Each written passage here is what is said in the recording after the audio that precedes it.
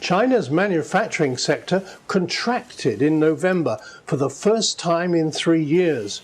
Russia is worried about investment plans and privatization, and even prosperous Australia has cut public spending to match an income shortfall, all blaming the slowdown in the deteriorating Eurozone.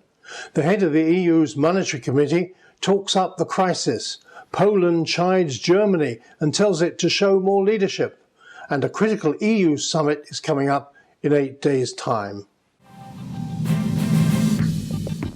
Welcome to Agenda with George Friedman. George, it sounds like not much has changed, really. Well, I think everybody is focused on the financial fallout. That's certainly significant. I'm interested in a deeper issue that's inherent in Europe, which is the idea of free trade. From my point of view, one of the problems that caused this financial crisis was the fact that the European Union was built around the world's second largest exporter. Rather than having positive balance of trade, the peripheral countries in Europe had negative balance of trade because Germany was sending half its exports into these countries. Germany depends on these countries. Unless these countries can become competitive with Germany, they're constantly going to be overwhelmed by the trade flow, which in turn is going to lead to both the development of black markets, off the books, protected industries in many ways, and simultaneously tax bases that are contracting. So everybody has spoken about how absurd Southern Europe's social spending was. The other way to look at it is the size of the economy makes it impossible.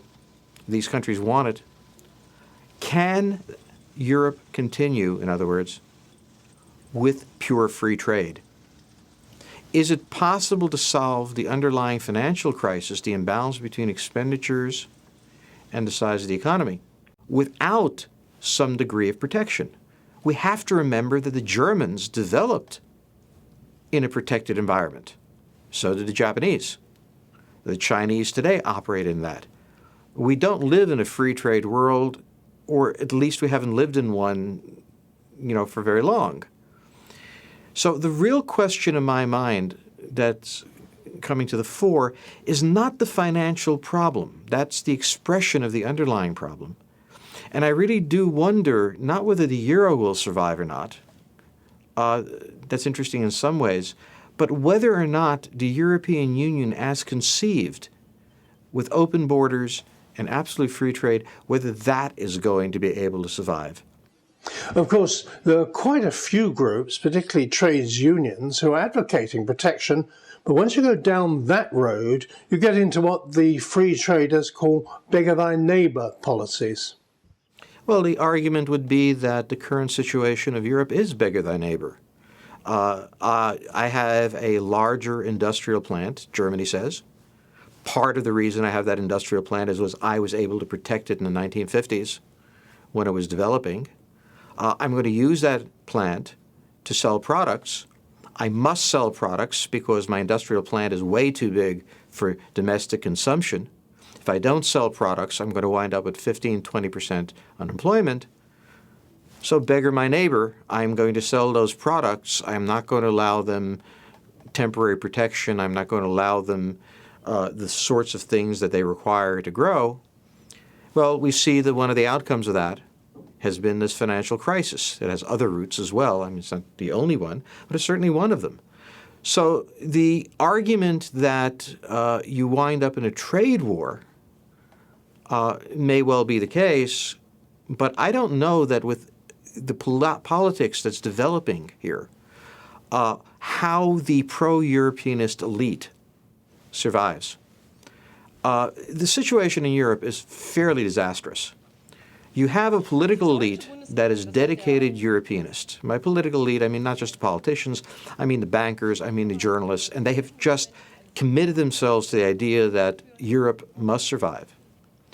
And in many countries, a middle and lower class that's being really pressed by this crisis. Certainly it's not only happening in Europe, it's happening in the United States and other countries, but in Europe it's particularly intense and it's particularly sensitive because you have very old animosities.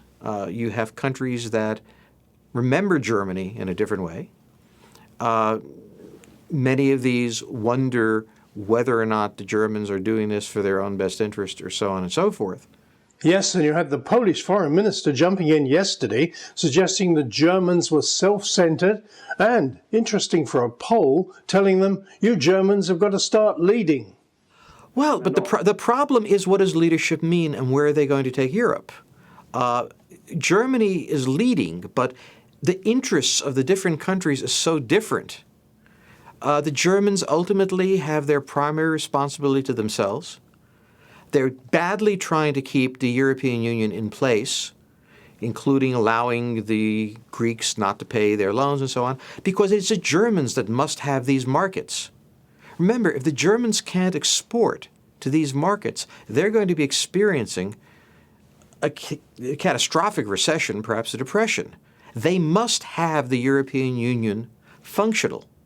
And so many of the things that the Germans are doing is designed to keep that market alive. And you could even argue that German and other countries' lending practices over the past 3 years, the loans that can't be paid back, were primarily designed to maintain demand for their products and keep the process going. At this point, you are in a situation where that isn't working any longer. And so calling for German leadership simply puts the Germans in a position where they have to answer the question, am I a German or a European? And the answer comes back, I'm a European because it's in the best interest of Germany. The chairman of the EU Monetary Affairs Committee says we're now in a very critical period. We've heard that before, of course, but the crunch point does seem to be coming up with the European summit on December the 9th. I think that the crunch point is well past. I think that the framework holding the European Union together really has dissolved to the point that you really just have a collection of nations. It seems to me that these talks that are coming up face a fundamental question. They're going to be about whether or not the other countries of Europe are going to give up a degree of sovereignty to the EU, and particularly the Germans and the French, who will be in a position to come into the ministries and oversee many of their operations, setting limits to what they can. The Irish have already made it clear that they're not going to go along with this. I don't know how many governments in Europe, in Italy, in Greece, could possibly survive if they agree to what the German recommendation is. And that's the problem. There are solutions to this.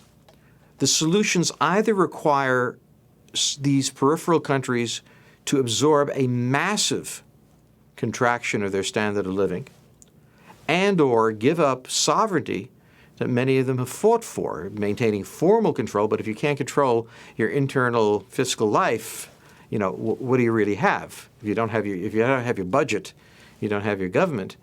I think you're winding up in a situation where the price that the Germans are asking to keep it going is too high. Paradoxically, the Germans are the ones who can't really afford to let it go. So you have, not a crunch. It is a reality that is reared up, and everybody is trying to solve what I think is a fundamentally insoluble problem. Well, I suppose we should end on an optimistic note. Central banks, led by the Fed, have decided to make it easier for the Europeans and others to get hold of dollars, which may stave off the crisis for a few days or so. But I think the most interesting part of this is, we've talked about the Chinese bailing out the Europeans or the Russians. The lender of last resort, in the end, is still the United States. And that is one of the interesting things when we look at the international balance of power. For all the wretched things that have happened in the United States, for all the miscalculations, for all the incompetence, venality, and everything else, when push comes to shove, it was the Americans that the Europeans turned to, and the Americans that were able to provide something of a solution. I think it's a temporary solution. I don't think it really solves any underlying problem, but it's a couple of aspirins to take down the fever. It won't last very while, and I don't think the enthusiasm for it is appropriate. I'm far more interested in the fact that in the end the United States has retained its role, wisely or not, as the lender of last resort. And just as money is fleeing to the United States for safety, so too the United States had the ability to address this question. Whether it was wise or not is another issue. That it happened tells us about how this world works. George Friedman there, ending agenda for this week. Thanks for joining us, and until the next time, goodbye.